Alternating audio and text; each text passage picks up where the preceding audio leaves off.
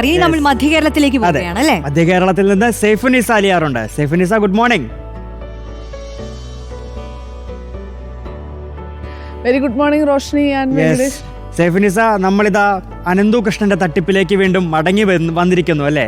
അപ്പോൾ ഇന്ന് അനന്തു കൃഷ്ണനെ ഈ ക്രൈംബ്രാഞ്ച് കസ്റ്റഡിയിൽ വാങ്ങിയേക്കും അല്ലേ? ഇന്ന് കസ്റ്റഡി അപേക്ഷ നൽകും എന്നാണ് അറിയുന്നത്. ഇന്ന് തിങ്കളാഴ്ച അല്ലേ? അതെ അതെ, ഈ നേരത്തെ പോലീസും മൂവാറ്റുപുഴ പോലീസും വിവിധ പോലീസ് സ്റ്റേഷനുകളിലൊക്കെ അന്വേഷിച്ചുകൊണ്ടിരുന്ന കേസുകളാണ്. പല സ്ഥലങ്ങളിലായി 40ഓളം കേസുകളാണ് രജിസ്റ്റർ ചെയ്തിരുന്നത്. ഇപ്പോൾ എന്തായാലും ഈ കേസെല്ലാം തന്നെ ക്രൈംബ്രാഞ്ചിൻ്റെ കസ്റ്റഡിയിലേക്ക് വന്നിരിക്കുകയാണ്. ക്രൈംബ്രാഞ്ച് കീഴിലാണ് ഈ കേസുകളെല്ലാം തന്നെ ഇപ്പോൾ അന്വേഷിക്കുന്നത്. ക്രൈംബ്രാഞ്ച് അനന്തകൃഷ്ണനായിട്ട് പ്രൊഡക്ഷൻ വാറണ്ടിന് അപേക്ഷ കഴിഞ്ഞ ദിവസം കൊടുത്തിരുന്നു. കോടതി പ്രൊഡക്ഷൻ വാറണ്ട് പുറപ്പെടുവിക്കുകയും ചെയ്തു. ഇതിൻ്റെ അടിസ്ഥാനത്തിൽ ഇന്ന് അനന്തകൃഷ്ണനെ Muvattupuzha judicial first class magistrate കോടതിയിൽ ഹാജരാക്കും.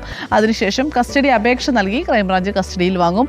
ഇനിയുള്ള ദിവസങ്ങൾ അതിനിർണായകമാണ്. കാരണം അനന്തകൃഷ്ണനെ ക്രൈംബ്രാഞ്ച് ചോദ്യം ചെയ്യുകയാണ്. വിശദമായ ചോദ്യം ചെയ്യലാകും. ഇപ്പോൾ തന്നെ രേഖകളടക്കം പിടിച്ചെടുത്തുകൊണ്ടുള്ള പരിശോധന ക്രൈംബ്രാഞ്ച് നടത്തി കഴിഞ്ഞു. അതുകൊണ്ട് തന്നെ ഇതിനെ മുൻനിർത്തിയുള്ള ചോദ്യങ്ങളാകും അനന്തകൃഷ്ണനോട് ചോദിക്കുക. ഒപ്പം തന്നെ കഴിഞ്ഞ ദിവസം നമ്മൾ പുറത്തുവിട്ടൊരു വാർത്തയുണ്ടായിരുന്നു. ഈ NGO കോൺഫെഡറേഷൻ എന്ന് പറയുന്ന ട്രസ്റ്റിൻ്റെ രക്ഷാധികാരിയും ചെയർമാനും ആജീവനാന്ത ചെയർമാനും ഈ ആനന്ദകുമാറാണ് എന്ന് തെളിയിക്കുന്ന രേഖകൾ പുറത്തുവിട്ടിരുന്നു. അതുകൊണ്ട് തന്നെ ആനന്ദകുമാറിന് ഈ തട്ടിപ്പിലുള്ള പങ്ക് എത്രത്തോളം എന്ന് വ്യക്തമാകണമെങ്കിൽ അനന്തകൃഷ്ണനെ ചോദ്യം ചെയ്യണം. അതുകൊണ്ട് തന്നെ അനന്തകൃഷ്ണൻ്റെ കസ്റ്റഡിയും ചോദ്യം ചെയ്യലും വളരെ പ്രധാനപ്പെട്ട ഒന്ന് തന്നെയാണ്. അടുത്ത ദിവസങ്ങളിൽ അത് സംബന്ധിച്ച വാർത്തകൾ തന്നെയായിരിക്കും പ്രധാനം. മറ്റൊന്ന്, ഈ സിനിമാ നിർമ്മാതാക്കൾക്കിടയിലെ തർക്കം അതിപ്പോൾ എവിടെ വരെ എത്തി നിൽക്കുകയാണ് സൈഫുനിസ? ഈ പ്രശ്നപരിഹാരത്തിന് എന്തെങ്കിലും സാധ്യതയുണ്ടോ? ഇപ്പോൾ ലിസ്റ്റിൻ സ്റ്റീഫനൊക്കെ ഒരു മധ്യസ്ഥ ചർച്ച നടത്തുമെന്നൊക്കെ പ്രതീക്ഷിച്ചിരുന്നു. പക്ഷേ എങ്ങനെയാണ് ഇപ്പോൾ കാര്യങ്ങൾ പോയിക്കൊണ്ടിരിക്കുന്നത്? റോഷ്നി, അതിൽ പ്രധാനപ്പെട്ടൊരു കാര്യം എന്ന് പറയുന്നത് എക്സിക്യൂട്ടീവ് കമ്മിറ്റി യോഗം ചേരണം. അതിന് പ്രധാനപ്പെട്ട എല്ലാവരും തന്നെ വേണം, ഭാരവാഹികളായ. ഇന്നലെ രാത്രി സുരേഷ് കുമാർ ദുബായിലേക്ക് പോയി. അതുകൊണ്ട് തന്നെ സുരേഷ് കുമാർ കുറച്ച് ദിവസത്തേക്ക് ഇവിടെ ഉണ്ടാകില്ല. എക്സിക്യൂട്ടീവ് കമ്മിറ്റി യോഗം അതിന് ചേരാനും കഴിയില്ല. ആന്റണി പെരുമ്പാവൂരിനെ ഒരു നോട്ടീസ് നൽകി വിളിച്ചു വരുത്തി ഇക്കാര്യത്തിൽ വിശദീകരണം തേടാനും ആന്റണി പെരുമ്പാവൂരിൻ്റെ ഭാഗം കേൾക്കാനും ഒക്കെ കഴിയണമെങ്കിൽ ഈ എക്സിക്യൂട്ടീവ് കമ്മിറ്റി യോഗം ചേർന്ന ശേഷം വേണം തീരുമാനങ്ങൾ എടുക്കുവാനായി. പക്ഷേ അത് തീരുമാനം എടുക്കണമെങ്കിൽ പ്രധാന ഭാരവാഹികളെല്ലാം തന്നെ ഇവിടെ ഉണ്ടാകണം. പക്ഷേ നിലവിൽ സുരേഷ് കുമാർ ഇവിടെ ഇല്ലാത്തത് കൊണ്ട് തന്നെ അത് വൈകും. ഈ മാസം അവസാനമേ സുരേഷ് കുമാർ ദുബായിൽ നിന്ന് തിരിച്ചു വരികയുള്ളൂ. അതുകൊണ്ട് അതിനുശേഷം മാത്രമേ ഇത് സംബന്ധിച്ച ഒരു സമവായ ചർച്ചകളൊക്കെ ഇനി നടക്കാൻ സാധ്യതയുള്ളൂ.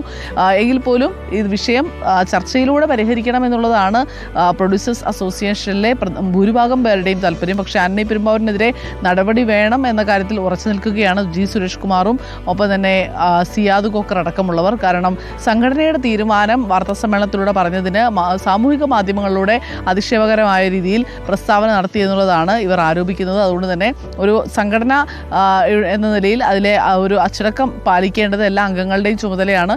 അത് വീഴ്ച വരുത്തി അച്ചടക്ക ലംഘനം നടത്തിയിട്ടുണ്ടെങ്കിൽ ആന്റണി പെരുമ്പാവൂരിനെതിരെ നടപടി വേണം എന്നുള്ളതാണ് ഇവരുടെയൊക്കെ ആവശ്യമെങ്കിലും ഭൂരിപക്ഷ അഭിപ്രായം മാനിച്ചുകൊണ്ടേ ഇക്കാര്യത്തിലെല്ലാം തന്നെ നീക്കങ്ങൾ ഉണ്ടാവുകയുള്ളൂ. സൈഫുനിസ, ഈ അതിരപ്പള്ളിയിലെ ഈ മുറിവേറ്റ കാട്ടാനി, അപ്പോൾ അതിൻ്റെ വിഷ്വലുകളൊക്കെ നമ്മളിപ്പോൾ എല്ലാ ദിവസവും കാണിക്കുമ്പോൾ നമുക്ക് തന്നെ സങ്കടം വരും. അതിൻ്റെ ആ മുറിവിലേക്ക് ആ ചെളിയും മണ്ണൊക്കെ എടുത്തിടുമ്പോഴൊക്കെ. അപ്പോൾ ഈ കാട്ടാനയുടെ ഈ ചികിത്സ എന്തായി സൈഫുനിസ? ഇപ്പോൾ ഈ ദൗത്യത്തിനായി 2 കുങ്കിയാനകൾ കൂടി എത്തുന്നുണ്ട് എന്നറിയുന്നു. 2 കുങ്കിയാനകൾ കൂടി എത്തും. ഇന്നലെ വിക്രം എന്ന കുങ്കിയാന എത്തിയിരുന്നു. നമ്മളത് അവിടെ നിന്ന് റിപ്പോർട്ട് ചെയ്യുകയൊക്കെ ചെയ്തതാണ്. ഇന്ന് കുഞ്ചു, അതുപോലെ തന്നെ പ്രധാനപ്പെട്ട ഒരു കുങ്കിയാനയായ കോന്നി സുരേന്ദ്രൻ, ഈ 2 കുങ്കിയാനകളെയും വയനാട്ടിൽ നിന്ന് ഇന്ന് രാവിലെ അല്പസമയത്തിനകം തന്നെ ഇവിടെ എത്തിക്കും. അതിനുശേഷം കൂട് നിർമ്മാണമാണ്. ഇന്നലെ രാത്രി കൂട് നിർമ്മാണം കോടനാട് ആരംഭിച്ചിട്ടുണ്ട്. മൂന്നാറിൽ നിന്ന് യൂക്കാലി മരങ്ങൾ എത്തിയിട്ടുണ്ട്. അത് പ്രത്യേകതരം വീതിയും വണ്ണവുമുള്ള മരങ്ങൾ കൊണ്ട് വേണം ഈ കൂട് നിർമ്മിക്കുവാനായി. അതുകൊണ്ട് അതിൻ്റെ ഒരു ലോഡ് എത്തിയിട്ടുണ്ട്. ബാക്കിയുള്ള ലോഡ് ഇന്ന് അവിടെ നിന്ന് പുറപ്പെടുമെന്നാണ് അറിയുന്നത്. ഇന്ന് വൈകിട്ടോടു കൂടി അടുത്ത ലോഡ് കൂടി എത്തിക്കഴിഞ്ഞാൽ രാത്രി മുഴുവൻ സമയം എടുത്തിട്ടാണെങ്കിലും കൂട് നിർമ്മാണം ഇന്നും പൂർത്തിയാക്കുമെന്നുള്ളതാണ് വനം വകുപ്പ് അറിയിക്കുന്നത്. അതിനുശേഷം നാളെ ഡോക്ടർ അരുൺ സക്കറിയയുടെ നേതൃത്വത്തിലുള്ള സംഘം ഈ ആനയെ മയക്കുവെടി വയ്ക്കും. അതിനുശേഷം കുങ്കിയാനകളുടെ സഹായത്തോടു കൂടി ലോറിയിൽ കയറ്റി കോടനാട് കൊണ്ടുപോയി ചികിത്സിക്കാനാണ് തീരുമാനം. ഈ 2 ആനകൾ തമ്മിലുള്ള ഒരു സംഘടനത്തിനിടയ്ക്കാണ് ഈ ആനയുടെ മസ്തകത്തിന് കൊമ്പുകൊണ്ട് കുത്തേറ്റിരിക്കുന്നത്. അത് നല്ല രീതിയിലുള്ള പരിക്കുമാണ്. ഒരു കുറച്ച് ശാരീരികമായി നല്ല വിഷമത്തിലാണ്. അതുകൊണ്ട് തന്നെ ജനവാസ മേഖലയിൽ തന്നെയാണ്. കാട് കയറിയിട്ടില്ല ആന. ഇന്നലെയൊക്കെ ഈ ജനവാസ മേഖലയിൽ തന്നെ ചുറ്റി വളയുകയായിരുന്നു. എന്തായാലും വാച്ചർമാർ നോക്കുന്നുണ്ട്, നിരീക്ഷിക്കുന്നുണ്ട് കൃത്യമായി. അതുകൊണ്ട് തന്നെ നാളെ കൃത്യമായൊരു സ്ഥലം അല്ലെങ്കിൽ ഒരു കുറച്ച് വിശാലമായൊരു സ്ഥലം വേണം ഈ ആനയെ മയക്കൂടി വെച്ച് നിർത്തുവാനായി. അതുകൊണ്ട് അങ്ങനെ ഒരു സ്ഥലത്തേക്ക് ആനയെ എത്തിക്കാനായി കഴിഞ്ഞാൽ അവിടെ വെച്ച് മയക്കൂടി വയ്ക്കും. നാളെ അതിൻ്റെ ദൗത്യം ആരംഭിക്കുകയും ചെയ്യും.